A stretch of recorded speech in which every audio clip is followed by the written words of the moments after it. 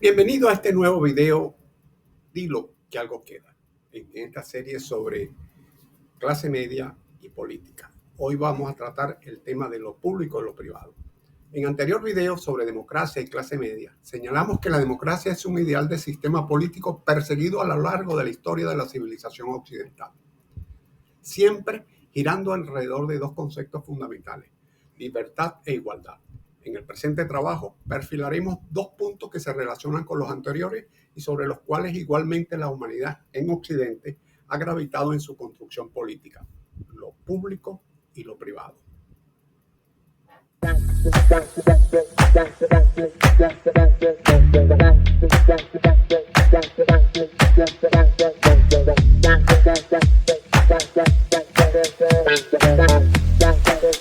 Antes de avanzar, revisemos la definición de la institución política conocida como Estado. Según el diccionario de la Real Academia Española, es la forma de organización política, dotada de poder soberano e independiente, que integra la población de un territorio.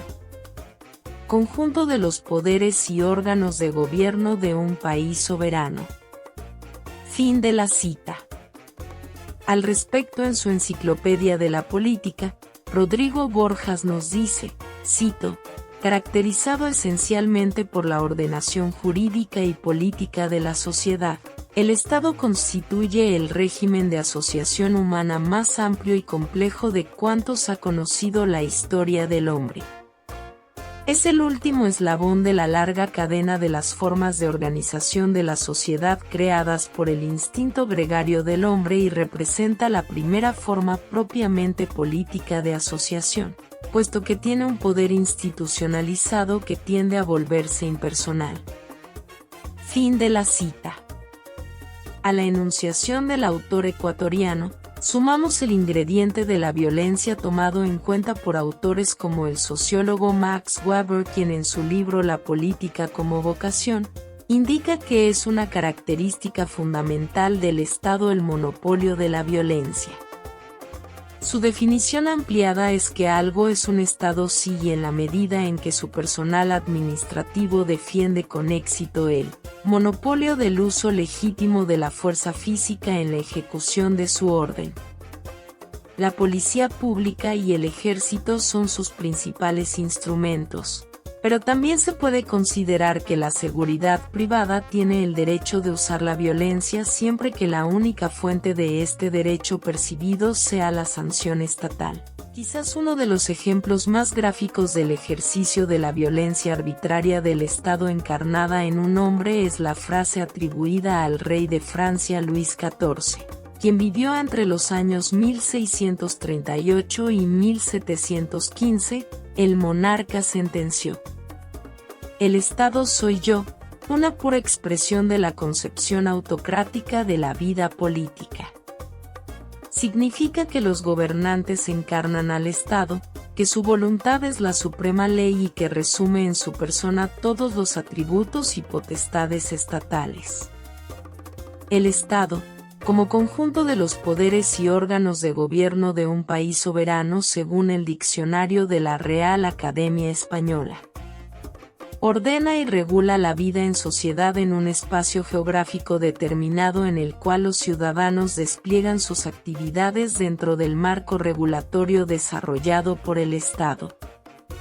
Ahora bien, algunos autores, como Jean L. Cohen y Andrew Orato, lo que señalan es la polémica que se produce entre la primacía de los derechos individuales sobre las normas compartidas por la comunidad, o lo contrario.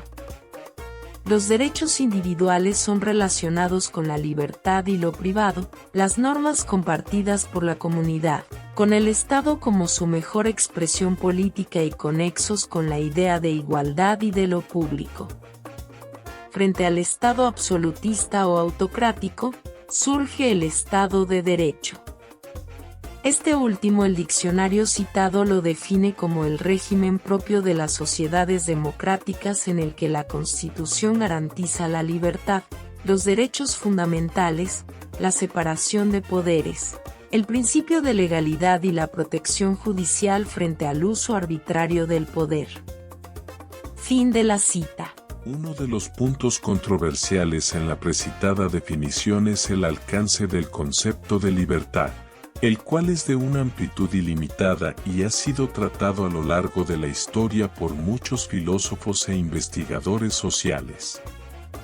Quizás el concepto de libertad aceptado universalmente es el consagrado en la Declaración de los Derechos del Hombre y del Ciudadano aprobada en Francia el 26 de agosto de 1789.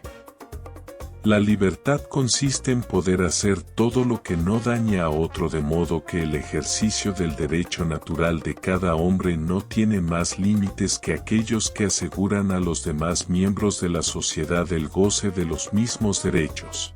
Fin de la cita.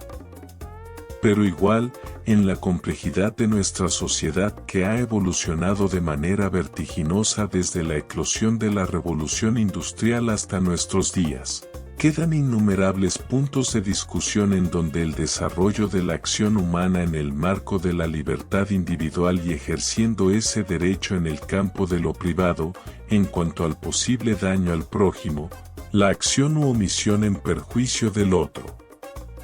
El concepto de libertad ha sido la base de las ideas liberales tanto políticas como económicas. Los partidarios del liberalismo clásico tienen en el pensador inglés John Locke su principal columna ideológica.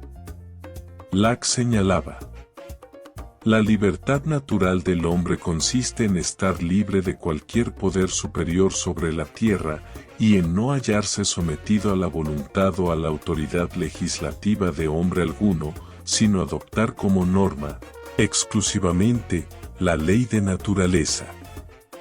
La libertad del hombre en sociedad es la de no estar bajo más poder legislativo que el que haya sido establecido por consentimiento en el seno del Estado, ni bajo el dominio de lo que mande o prohíba ley alguna, excepto aquellas leyes que hayan sido dictadas por el poder legislativo de acuerdo con la misión que le hemos confiado. Por lo tanto, la libertad no es lo que Sir Robert Fillmore nos dice: una libertad para que cada uno haga lo que le plazca, o viva como guste, sin sujetarse a ley alguna, sino que la libertad de los hombres en un régimen de gobierno es la de poseer una norma pública para vivir de acuerdo con ella, una norma común establecida por el poder legislativo que ha sido erigido dentro de una sociedad.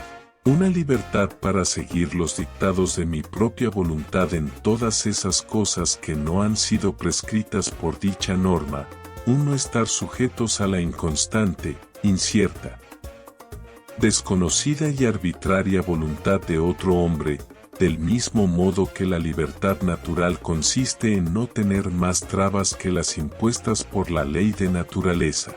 Locke, un hombre del siglo XVII, vivió las vicisitudes de la Guerra Civil Inglesa y la final transformación del país en una monarquía constitucional. El liberalismo plantea la mayor libertad para el hombre, garantizándole ser libre de toda coacción intelectual, política o social. Igualdad de oportunidades sociales según los principios de igualdad y competencia libre, en vez de un orden estamental, y la democracia en lugar de un gobierno autocrático o de grupos oligárquicos. Un gran avance para su tiempo. Todo ello en un marco de protección y estímulo de la propiedad privada, pivote esencial del liberalismo.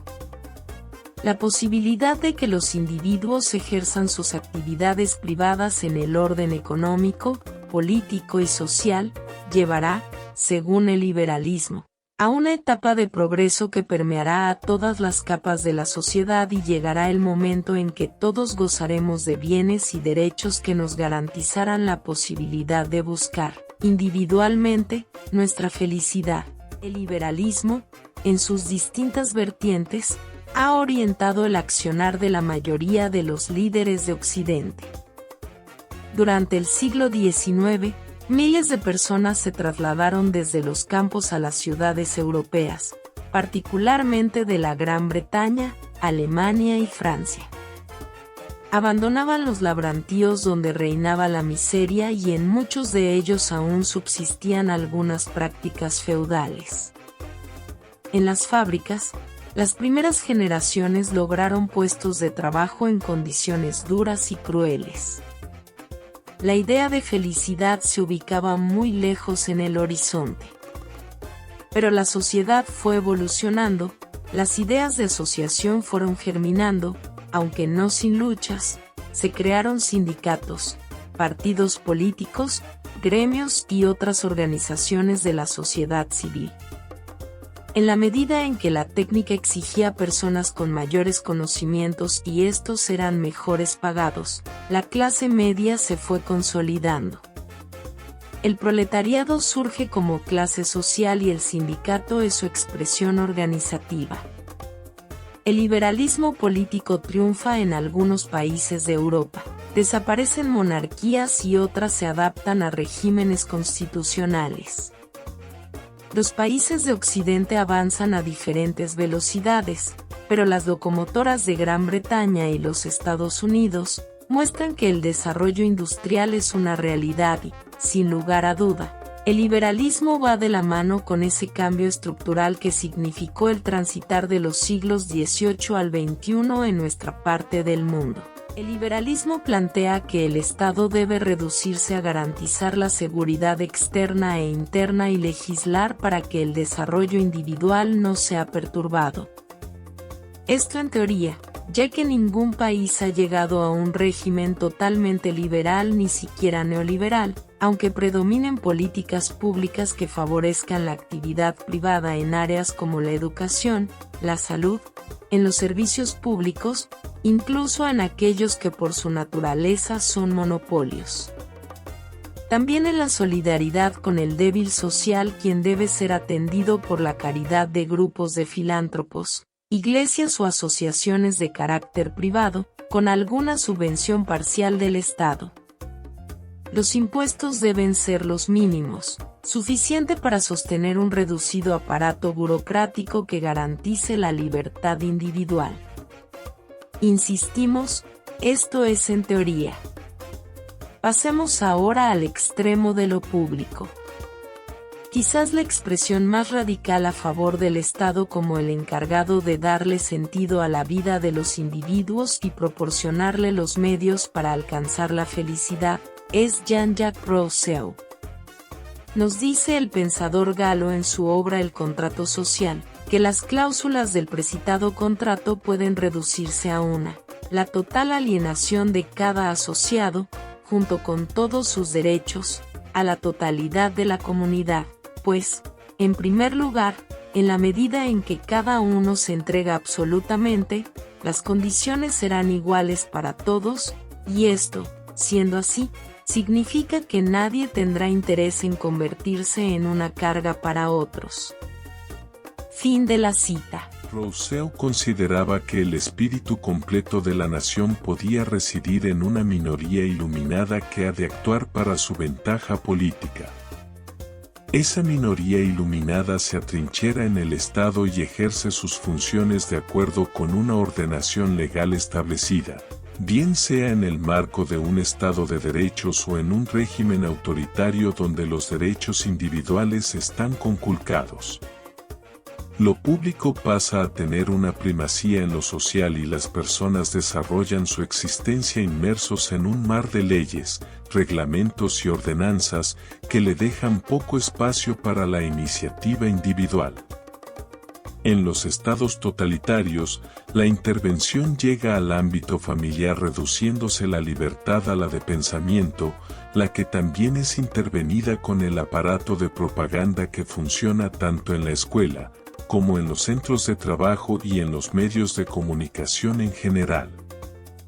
El jurisconsulto judío alemán Georg Jelinek, 1851 a 1911, puso de bulto las consecuencias de esta doctrina totalitaria. Cito, el contrato social contiene una sola cláusula, esta es, la completa transferencia a la comunidad de todos los derechos del individuo. El individuo no retiene una partícula de sus derechos desde el momento en que entra al Estado. Todo lo que recibe en cuanto a derecho lo obtiene de la voluntad general, que es el único juez de sus propios límites y no puede ni debe ser restringida por ley de ningún poder.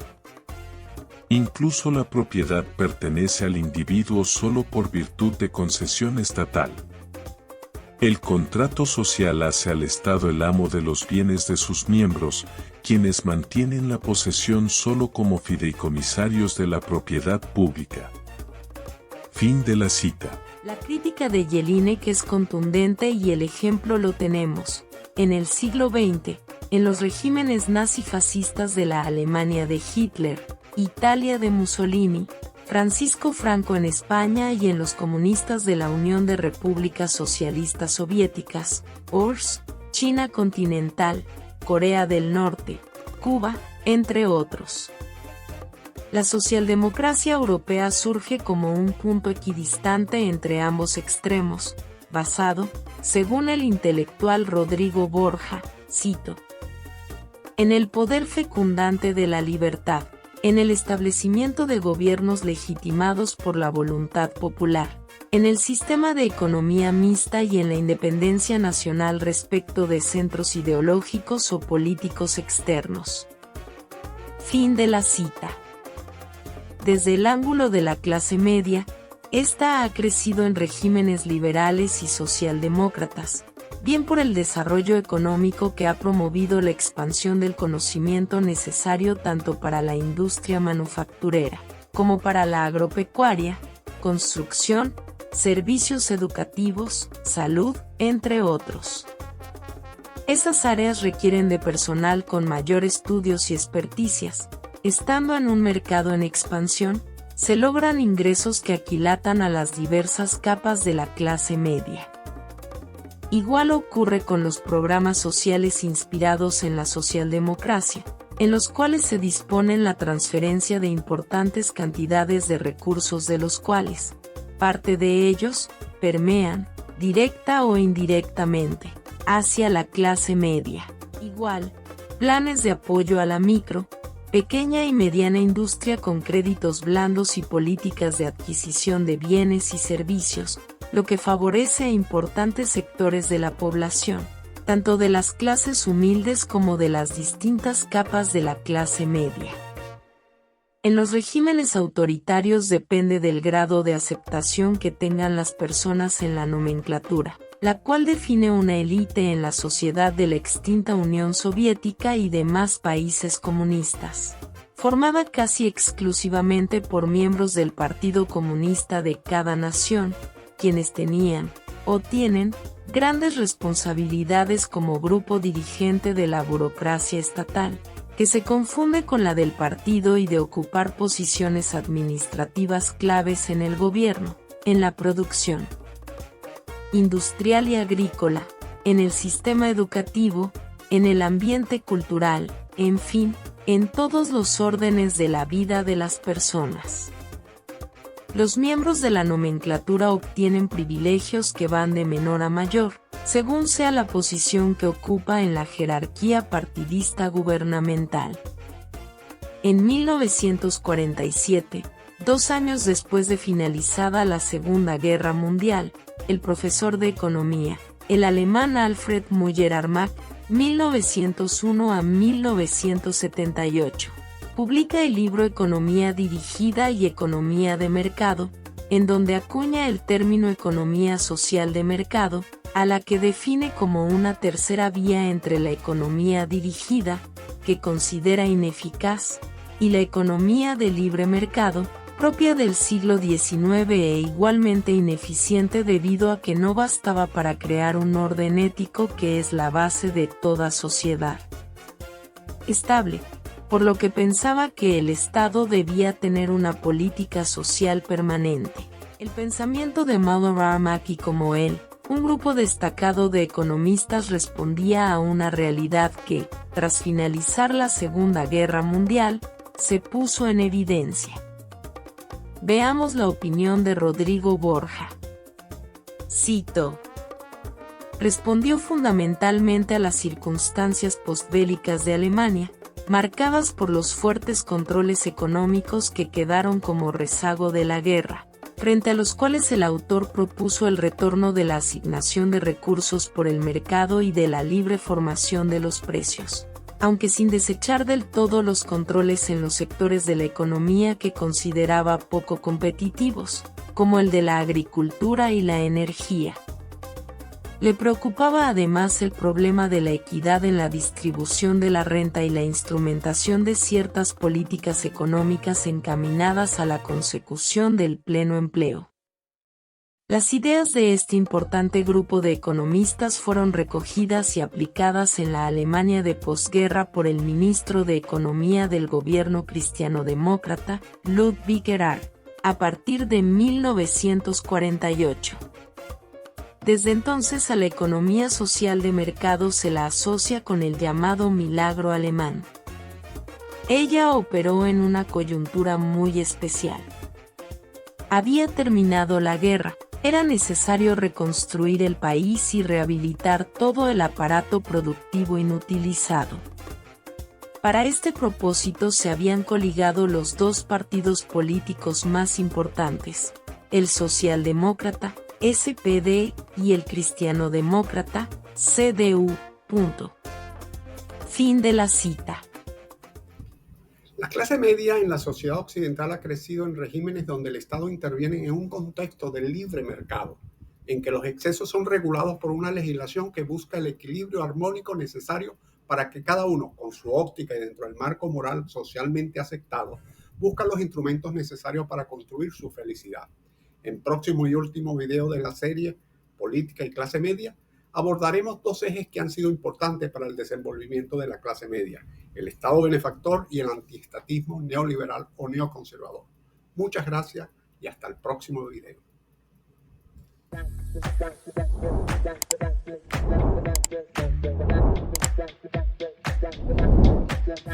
Thank you.